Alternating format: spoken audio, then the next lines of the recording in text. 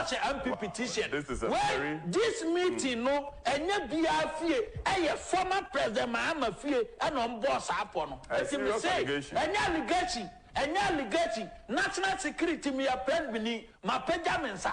Me saw what the kidnapping by much or more. Over the robbery by Marcia no quine. A poor mobile bonus say, and this is criminals, you know. Ebe se ampi pintadeɛ we really ase se me na mekasa na omo peme kumia na tu akasa ye be chi nipa ko che ampi pintadeɛ wo na tu akasa wo ntumi so wo na tu akasa Kennedy Japan so se nipa no kro tutuo no o ye ampi pini mo na mo kunkuma mo na o man no wo ye mu. Over to you. I do mama. Mama, ne power born into me ye. Aquara nya 2 minutes koma ni kwa wo. The friend say my evidence. Oh, say do mama evidence be no change do mama. Evidence be no e wo evidence de ni poti man yira wo krom ha e do mama. What I miss evidence be si na ye hu ye. So, ladies and gentlemen, listen to me now. If this is ABRONY3, these are the things he said about the former president, John Dramani Mahama. And you know, I don't even care about what he said.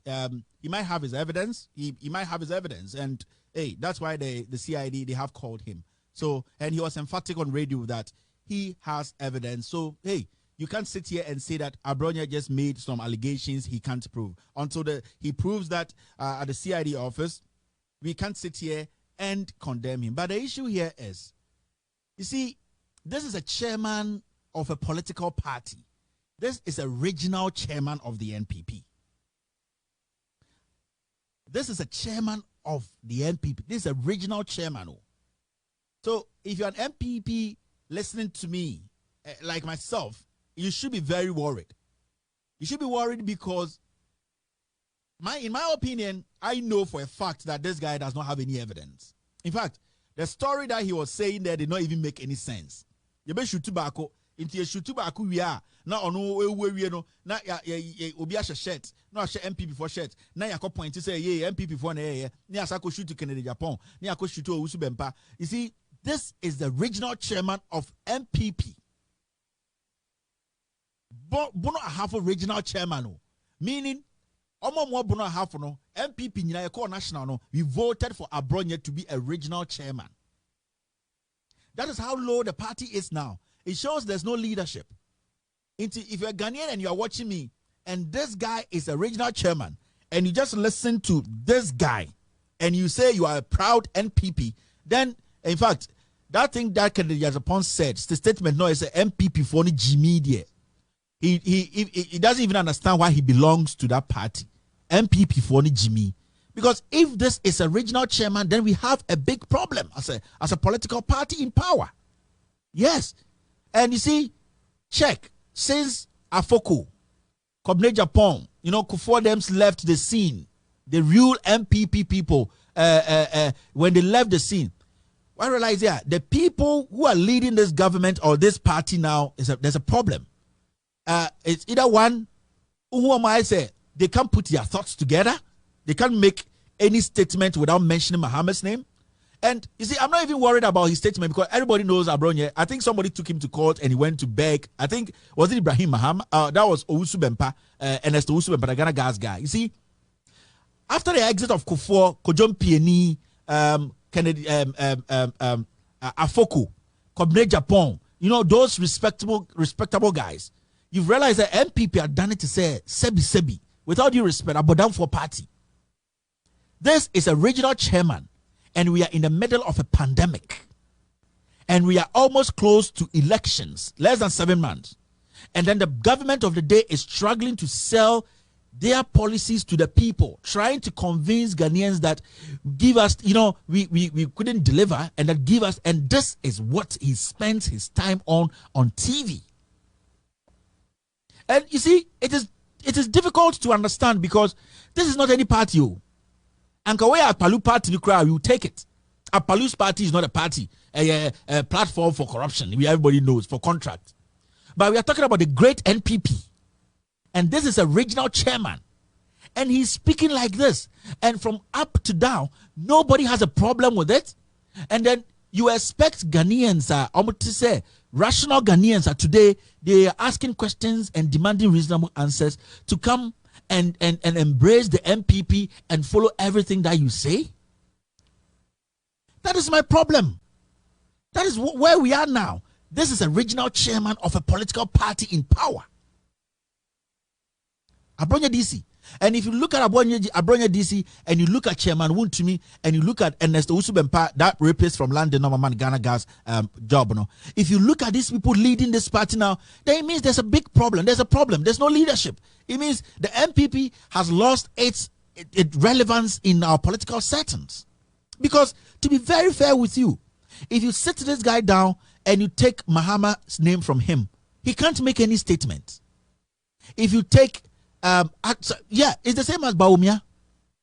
If you sit Bawumia down and say, Bawumia, talk to the issues, don't mention Mahama, Bawumia cannot speak again because he has nothing. And these are the people you expect me, Kevin Taylor, to come on, with all due respect, Loud Silence Radio and TV, and come and clap for and applaud and say that our politics is getting better because ABRONY3 is my regional chairman. Our politics is getting better because ABRONY3 is a chairman that is going to help this nation. You expect me to come sit here and praise such a person? That is a problem I have with the NPP today. And you know what hurts? The NPP is always speaking, we are the elite party. In fact, for crying out loud, what I just watched shows the new low of the NPP. Now, I thought, say, there were some people in the NPP who got positions out of some no, you didn't even understand. But when you listen to people like ABRONY3, you listen to Chairman Wontumi, you listen to Ernesto Kofi Usubempa, you realize that the party is gradually, getting into the gutters. It's actually in the gutters already. Where is our chairman, Freddie Blay? He brought in 275 buses. We don't even know where the buses are. This guy is not even a true MPP. The House of Chiefs called him to come after insulting the president of the House of Chiefs. He didn't show up. You see, so it is beginning to look like this party has no face, has no back, has nothing. Like we are all doing whatever we want. Because if you mention just Muhammad's name, it will incite some people. It will tickle some people's ego. It will tickle their tribalistic ego, and then they will come and support you. This is where our politics has gotten to. You just have to mention Mahama. If you are even a madman, what is going to happen is you trickle some people who are so tribalistic to the point they will not even listen to what you are saying. The moment you mention Mahama or Ibrahim Mahama or somebody, that is the only thing they need. But they don't look at the person, his positive contribution to a political party and also to a nation as a whole. We have over 2,000 and something people, 2,700 and something people who have COVID-19 in Ghana. And the whole regional chairman, who is part of a political party that is in power, is sitting on TV making vague allegations. And he didn't even bother to. You see, and then you get somebody like Kojo Ponkroma will come and sit on TV and say, let's not politicize this. Let's not politicize COVID-19. And you know what? Anytime we are talking about COVID-19, the opposition is politicizing it. And you have somebody like this. That is my problem. So if you come on my platform to insult me because you say my show has lost its relevance, no. The people who are listening to me are very wise people. They are not stupid. They are not. Trust me. This guy, ABRONY3, when we came into power, was walking around, going into people's houses and seizing cars. Where are those cars? Where are those cars? And with me, from what I've gone through and what I've learned, I would never follow somebody like this as a leader in a political party and maintain that. No, I will never do that. I'm not mad. No. And if you're listening to me as a Ghanaian, you have to understand that this is the time you have to be looking at some of these things. Because if you have people like this leading the nation, then there's a problem somewhere. And this is the regional chairman of the MPP. Do you think that President Kojo Mpieni will allow somebody like ABRONY3 to be a regional chairman in the NPP? I say when you go to Kumasi, we Akans, especially we Asantefo have only two things So happy birthday to His Majesty Nana Otumfuo Osei-Tutu. You are 70 years, and yeah, man, you look very, very fit. You look very young. Happy birthday to you, Otumfuo. We have Otumfuo Osei-Tutu, Otekokoso, and NPP. And how come that NPP have people like this as regional chairman? What happened to the NPP? And do you think ABRONY can sit before any reasonable person and contribute technically and like to support this nation in any way? These are street politicians. These are Calabash boys. They can't producer. I say Calabash boys. These are Calabash boys. You see, when I say Calabash boys, I don't want to go into it. It's just you see. ABRONY is a regional chairman of a political party. The party that was making noise in opposition, that we have the men, we have intellectuals, we have smart men, intelligent men. This is a regional chairman. Let me end this social media segment. Producer, I think we can go straight and do, yes, I think we had a few, pictures we wanted to show, right? Okay, so still on social media. Let's see this. Still on social media. Our first social media story making headlines is, as you can see, Ekropon kingmakers fined 48,000 for flouting social gathering ban. This is very difficult to accept, because we have seen people go to church or something, flout the law, and when you flout the law, you flout the law, and they have been put in jail, and we have seen it. We have seen people, they have been put in jail because they went against the president directive. But today, when you go to Krupong, the kingmakers, about 12 chiefs, I think so. Yes, or 4 chiefs. I'm trying to.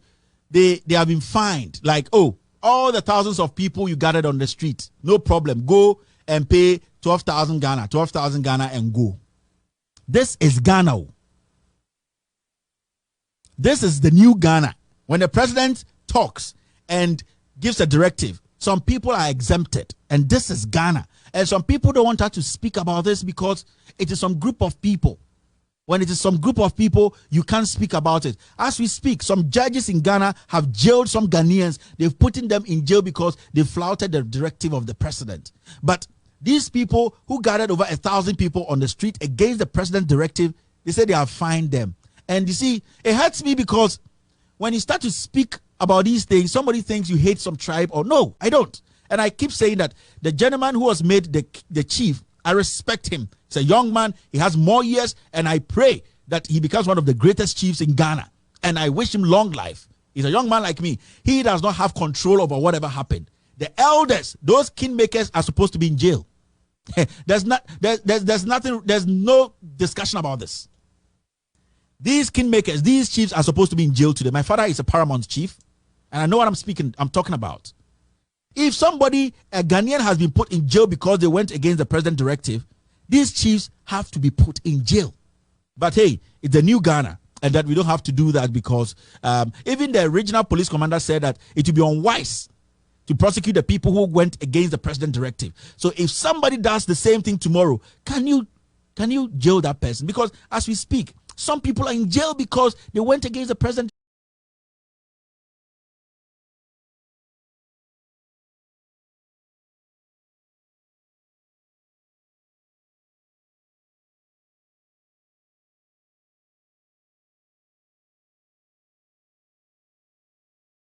In jail because they went against the president directive. Why are these people just go home and bring a fine? But it's all good. Let's go to the next story. The next story is from it was reported on Star FM, and it says COVID-19 open borders to allow stranded Ghanaians return home. Simple. Those kids in Wuhan, if they want to come